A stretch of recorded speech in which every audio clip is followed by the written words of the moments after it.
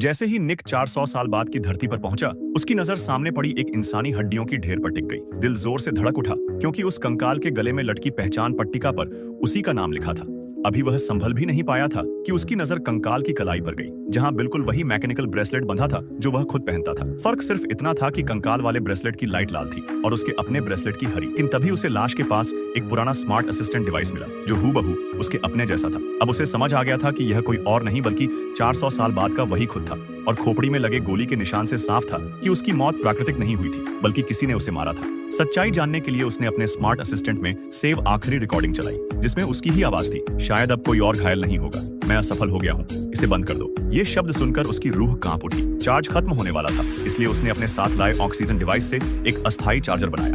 रात उतर आई और भूख से परेशान होकर उसने पेड़ से कुछ जंगली फल तोड़कर खा लिए। लेकिन जैसे ही वे उसके पेट में गए, उसके अंदर आग सी लग गई और दर्द से वह तड़पने लगा। साफ था कि फल जहरीले थे। उसे लगा अब वह मर ही जाएगा। तभी आसमान में बिजली कड़की और एक तेज चमक के साथ कोई सामने प्रकट हुआ और उसकी कमर में एक इंजेक्शन ठोक दिया। जब उसे होश आया तो सामने उसका सबसे अच्छा दोस्त एंटन खड़ा था। दरअसल स्मार्ट असिस्टेंट ने उसके जहर से ग्रस्त होने का सिग्नल 400 साल पहले की लैब में भेज दिया था और